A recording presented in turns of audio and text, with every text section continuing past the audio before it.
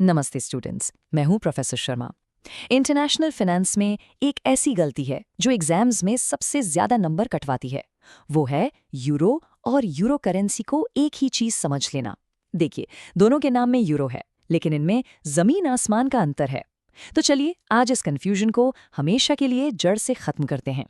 आज का हमारा रोड मैप देखिए। हम इन 6 स्टेप्स में इस कॉन्सेप्ट को बिल्कुल मास्टर कर लेंगे। हम एक गोल्डन रूल से शुरुआत करेंगे, फिर दोनों कॉन्सेप्ट्स को अलग अलग गहराई से समझेंगे, उन्हें कंपेयर करेंगे, एक real world MNC case study देखेंगे और सबसे आखिर में आपके एग्जाम्स के लिए एक परफेक्ट समरी तैयार करेंगे। ट्रस्ट मी, इसके बाद कोई डाउट नहीं रहेगा। तो शुरुआत करते हैं उस सबसे इम्पोर्टेंट पॉइंट से जो आपको अपने एग्जाम्स के लिए हमेशा हमेशा याद रखना है। दोस्तों, अगर आप इस पूरे एक्सप्लेनर से सिर्फ एक बात याद रखना चाहते हैं तो वो ये गोल्डन रूल है। यूरो एक एक्चुअल मनी है, पैसा है जिसे आप जेब में रख सकते हैं, खर्च कर सकते हैं। जबकि यूरो करेंसी वो एक बैंक डिपॉजिट का कॉन्सेप्ट है, एक बैंकिंग एंट्री है। बस इतना सा फर्क ही सारी कंफ्यूजन की जड़ है। इसे अपने दिमाग में बैठा लीजिए। ठीक है, तो चलिए सबसे पहले उस कॉन्सेप्ट को आसानी से समझते हैं जिसे हम सब थोड़ा बहुत जानते हैं, द यूरो। ये बिल्कुल सिंपल है। जैसे हमारे देश में इंडियन रुपी चलता है या अमेरिका में यूएस डॉलर, ठीक उसी तरह यूरो एक स्टैंडर्ड फिएट करेंसी है जो एक स्पेसिफिक ज्योग्राफिकल एरिया यानी यूरो जोन में इस्तेमाल होती है। ये समझना बहुत ज़रूरी है। यूरो को इशू और कंट्रोल एक सेंट्रल अथॉरिटी करती है जिसका नाम है यूरोपियन सेंट्रल बैंक यानी ईसीबी। इसका मतलब ये हेविली रेगुलेटेड है। इसका एक ज्योग्राफिकल बॉर्डर है, ये यूरोजोन देशों में ही चलता है और इसका इस्तेमाल वहाँ के लोग रोजमर्रा की चीजें खरीदने के लिए करते हैं। ठीक है, यूरो तो बिल्कुल क्लियर है। अब आते हैं उस कंसेप्ट पर जहां सबसे ज्यादा कंफ्यूजन पैदा होता है, यूरो करेंसी। इसे बिल्कुल सिंपल तरीके से समझेंगे, ध्यान से सुनिएगा। यहाँ सबसे ज़रूरी बात यह है कि यूरो करेंसी कोई एक्चुअल करेंसी नहीं है जिसे आप अपनी जेब में रख सकते हैं। ये एक बैंकिंग कॉन्सेप्ट है। सिंपल शब्दों में, जब कोई भी करेंसी अपने होम कंट्री के बाहर किसी बैंक में डिपॉजिट की जाती है तो उस डिपॉजिट को हम यूरो करेंसी कहते हैं। बेसिकली ये एक ऑफशोर डिपॉजिट है। ये इस पूरे कॉन्सेप्ट को समझने की मास्टर की है।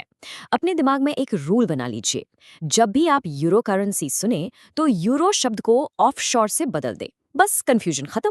इसका यूरोप से कोई लेना देना नहीं है। अब इस स्लाइड से तो पूरा कॉन्सेप्ट क्रिस्टल क्लियर हो जाएगा। देखिए, कोई भी करेंसी यूरो करेंसी बन सकती है। अगर यूएस डॉलर्स सिंगापुर के बैंक में जमा हैं तो वो यूरो डॉलर्स कहलाते हैं। अगर जापानीज येन लंदन के बैंक में है तो वो यूरो येन है। और हाँ, अगर इंडियन रुपीस दुबई के बैंक में है तो वो यूरो रुपीस हैं। और सबसे इंटरेस्टिंग देखिए, अगर यूरो करेंसी ही न्यूयॉर्क के बैंक में डिपॉजिट हो तो उसे यूरो यूरोस कहते हैं। देखा आपने? यूरो करेंसी मार्केट की सबसे खास बात यह है कि इस पर किसी एक देश का कंट्रोल या रेगुलेशन नहीं होता। ये एक ग्लोबल फ्री मार्केट है और इसी वजह से यहाँ बैंकिंग कॉस्ट्स बहुत कम होते हैं, रिजर्व रिक्वायरमेंट्स नहीं होते, जिसकी वजह से बड़ी बड़ी एमएनसीज को बहुत ही सस्ते इंटरेस्ट रेट्स पर लोन मिल जाता है। ये आम आदमी के लिए नहीं है, ये एक होलसेल मार्केट फॉर कॉर्पोरेशंस है। चलिए, अब तक जो हमने सीखा उसे आमने सामने रखते हैं। ये स्लाइड आपके एग्जाम के लिए एक परफेक्ट चीट शीट है। मैं तो कहूँगी इसका एक स्क्रीनशॉट ले लीजिए, बहुत काम आएगा। इस टेबल में रेगुलेशन और प्राइमरी यूजर्स वाले पॉइंट्स पर खास ध्यान दीजिए। एग्जाम में आंसर लिखते वक्त इन्हीं 2 पॉइंट्स को हाईलाइट करना है। एक तरफ है यूरो, जो हेवीली रेगुलेटेड है और आम लोग यूज करते हैं, और दूसरी तरफ है यूरो करेंसी, जो अनरेगुलेटेड है और बड़ी बड़ी ग्लोबल एमएनसीज यूज करती हैं। सिंपल। थियरी तो ठीक है, लेकिन चलिए अब देखते हैं कि रियल बिजनेस वर्ल्ड में ये कॉन्सेप्ट्स कैसे काम करते हैं। हम एक हाइपोथेटिकल एग्जाम्पल लेंगे, एक Indian company Bharat heavy builders का। तो ये स्ट्रैटेजी देखिए कितनी ब्रिलियंट है। भारत हेवी बिल्डर्स को जर्मनी में एक प्लांट लगाना है। इसके लिए वो सस्ते इंटरेस्ट रेट्स पर लंदन के एक बैंक से यूरो डॉलर्स यानी 1 यूरो करेंसी का लोन उठाती है। फिर इस डॉलर लोन को जर्मनी में यूज करने के लिए वो इसे एक्चुअल यूरोज में कन्वर्ट कर लेती है और आखिर में अपने लोकल वर्कर्स और सप्लायर्स को उसी यूरो में पेमेंट करती है। तो सारांश क्या निकला? बिल्कुल सिंपल। बड़ी कंपनीज सस्ते ग्लोबल फाइनेंसिंग के लिए यूरो करेंसी मार्केट का फायदा उठाती हैं और उस देश में अपने डे टू डे ऑपरेशंस चलाने के लिए वहां की लोकल करेंसी, जैसे कि इस केस में यूरो, का इस्तेमाल करती हैं।